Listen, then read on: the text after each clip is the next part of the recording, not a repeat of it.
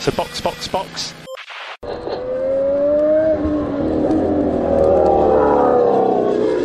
Bom dia! Sejam bem-vindos ao Sprint de Notícias do Box Box Box, sua pílula diária de Fórmula 1 para acelerar o seu dia.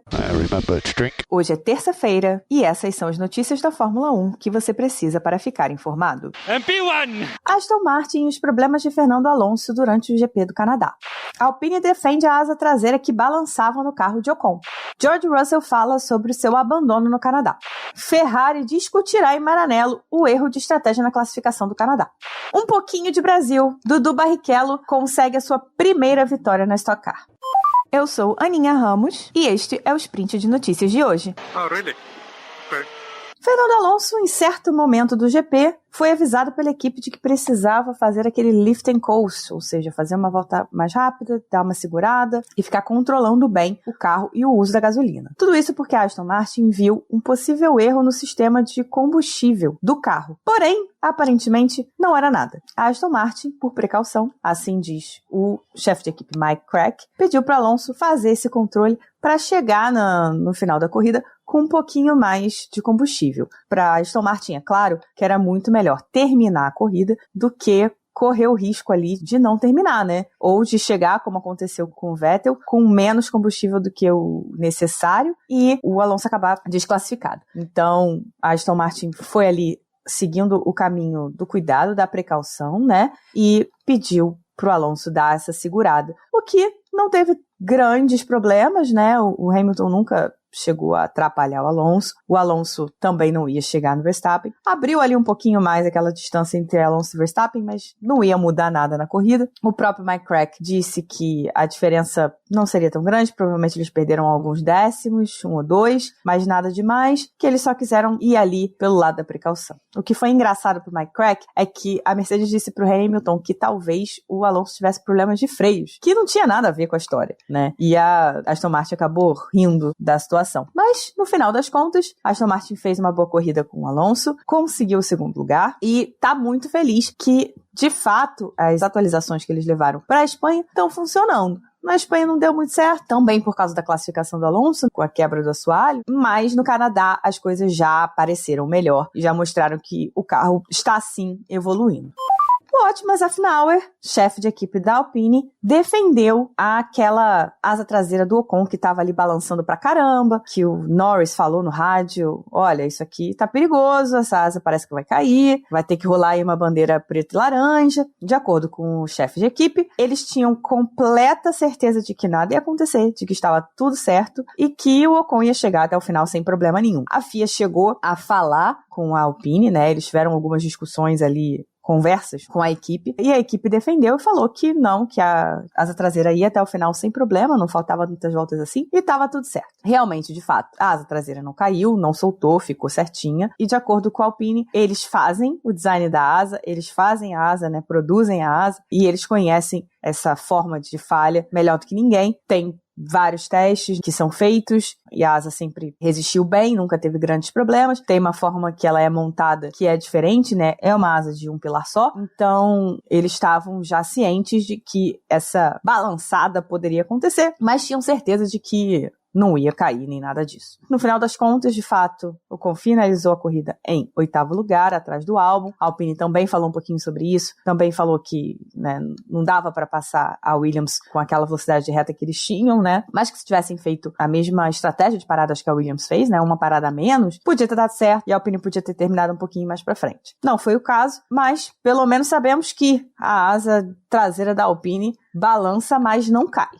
George Russell teve um GP do Canadá bastante agitado. No início da corrida, lá na volta 12, ele bateu com o carro contra o muro, né? Ele deu uma voada ali, bateu, pegou a zebra e a salsichinha que tem depois da zebra, né? E voou. Quando caiu, não conseguiu segurar a traseira do carro e foi no muro. Quebrou metade da asa dianteira e deu uma bela amassada na traseira. Todo mundo ali achava que ele não voltava. Provavelmente, inclusive, ele e a Mercedes. Quando ele chegou nos boxes, a Mercedes conseguiu trocar o pneu, que, aliás, saiu rolando sozinho e foi recuperado por um mecânico da Ferrari. Trocaram o pneu, trocaram a asa dianteira, deram aquela ajeitadinha só o máximo possível que dava ali na traseira e mandaram o cara de volta para a pista. Ele voltou, conseguiu recuperar posições, só que ficou preso no tráfego. Já lá na volta 53, George Russell teve um problema de freios e abandonou a corrida. Ficou muito chateada, claro, ficou chateada porque errou, ficou chateada porque no final das contas teve esse problema, né, e não conseguiu fazer o que ele estava pretendendo, que era recuperar, né. Mas o principal é que, de acordo com ele, o problema pode não ter sido relacionado à batida. Na verdade, para o piloto da Mercedes, a questão é que os freios ficaram extremamente desgastados por uma questão de configuração do próprio freio. Eles não estavam esperando que ele fosse ficar no tráfego, né, fosse ficar ali no meio de outros carros, com muito ar sujo, e isso superaqueceu os freios. E os freios têm uma questão de que, se eles passam do limite, você não consegue recuperar. Então, passou do limite, não tinha mais o que fazer e ele teve que abandonar. De fato, a corrida dele foi bastante confusa. Ele estava tentando chegar no Hamilton, acabou cometendo esse erro, teve que recuperar a posição. Eu, particularmente, fiquei chateada. Fiquei triste de ver ele abandonar, porque ele estava fazendo uma corrida de recuperação super legal, com um carro que estava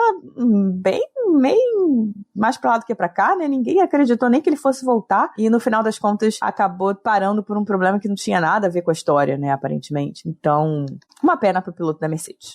Depois de uma classificação bastante confusa, caótica, com chuva e ruim, no final das contas, para Charles Leclerc, a Ferrari vai discutir, lá em Maranello, o que aconteceu, o que se passou. Nessa terça-feira vai rolar uma reunião para eles fazerem aquele debrief, né, fazerem uma revisão de todo o processo que levou à saída do Leclerc no Q2. O piloto monegasco saiu para o Q2 com pneus intermediários. Já assim, no início da volta, quando botou o carro na pista, falou que a pista estava seca, que queria os pneus macios. A Ferrari não quis, pediu para ele fazer uma volta com os intermediários. Ele continuou pedindo os macios, não deixaram ele entrar. Ele fez a volta de intermediários, o pneu intermediário já estava quente, já estava ruim. Ele cometeu erros e a volta de intermediários foi ruim. Quando ele finalmente conseguiu colocar os pneus macios, já estava chovendo de novo e ele também não conseguiu fazer uma volta. Errou também durante as tentativas com o pneu macio e acabou saindo no Q2.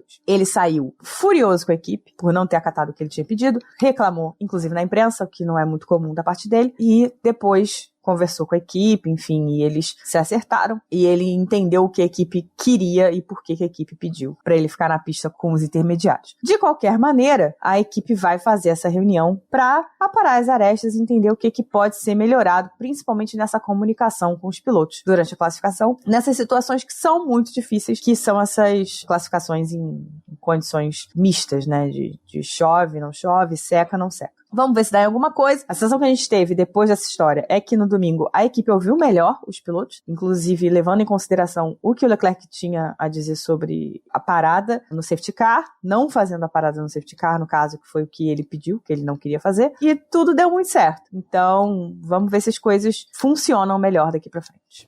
O Dudu Barrichello, primogênito do Rubens Barrichello, conseguiu a sua primeiríssima vitória na Stock Car. Ele vem de umas semanas aí confusas, complexas, difíceis, teve um acidente, depois teve que fazer uma cirurgia para tirar pedra no rim e não correu a etapa de Tarumã. E agora em Cascavel, ele chegou e ganhou a sua primeira corrida. Claro que a família Barrichello ficou super emocionada. O Rubens estava chorando sempre, né? Super emocionado. Ele é uma pessoa que tem emoções à flor da pele, é uma coisa linda de ver. Ficou super orgulhoso do filho, falou que melhor do que ele ganhar é ver o filho dele ganhar. O Dudu Barrichello ficou super orgulhoso de si, né? Ficou muito feliz porque passou por poucas e boas aí e quando ele volta com uma vitória. O Fefo Barrichello, que é o irmão dele mais novo, também fez um post super legal pra ele, parabenizando o irmão pela vitória. E, mais uma vez, temos mais um nome grande aí no automobilismo fazendo história na Stock Car, que é o nome Barrichello. O Rubinho ganhou nem sei quantas corridas na Stock, né? Todo mundo sabe da força do Rubinho Barrichello pro automobilismo brasileiro. E o Dudu saiu da Europa, né? Veio pro Brasil pra correr a Stock com o pai e conseguiu a sua primeira vitória. Muito bonito de ver, muito legal ver essa nova geração, né, que tá chegando na Stock Car. Tem muita gente boa no Brasil que não consegue se fazer no automobilismo internacional e consegue aí na Stock Car se provar e crescer e ter sucesso. E é muito, muito legal de ver. Então, parabéns pro Dudu Barrichello pela sua primeiríssima vitória, de muitas que virão com certeza absoluta.